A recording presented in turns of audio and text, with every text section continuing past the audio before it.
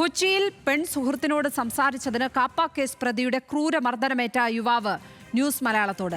പ്രതി ശ്രീരാജിന്റെ പെൺ സുഹൃത്തിനോട് സംസാരിച്ചതിന് വീട്ടിലെത്തി പ്രതി കത്തികാട്ടി ഭീഷണിപ്പെടുത്തുകയായിരുന്നു.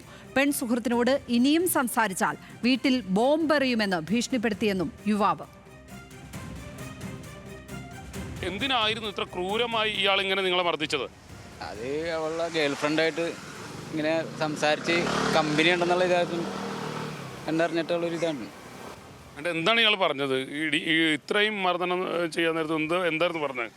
എന്ത് പറഞ്ഞെന്ന് വെച്ച് കഴിഞ്ഞാൽ അവരായിട്ട് വേണ്ടാത്ത രീതിയിലുള്ള ബന്ധങ്ങളുണ്ടെന്നുള്ളൊരു ഇതിലായിരുന്നു മർദ്ദിച്ചത്. അപ്പം കാലൊക്കെ ആകെ സ്റ്റൂളിനൊക്കെ അടിച്ച് ആകെ ഇതായിട്ട് ഇരിക്കണേ.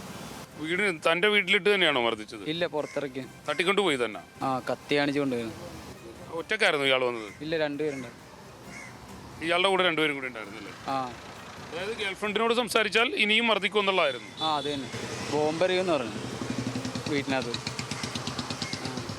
ഇനിയിപ്പോൾ അടുത്ത എന്തെങ്കിലുമൊക്കെ വന്നേനെ. പിന്നെ അവിടുന്ന് ഞാൻ ഓടി തള്ളി രക്ഷപ്പെടണമായിരുന്നു. എന്തായാലും അദ്ദേഹം പറയുന്നത് പോലെ തന്നെ ആ പെൺകുട്ടിയോട് സംസാരിച്ചത് കൊണ്ട് മാത്രമാണ് തനിക്ക് ഈ ക്രൂരമർദ്ദനം ഏൽക്കേണ്ടി വന്നത് എന്നുള്ളതാണ് അദ്ദേഹത്തിൻ്റെ മൊഴി. ഇത് പോലീസിൽ ഒരു ദിവസം മുൻപാണ് പരാതി കൊടുത്തത്.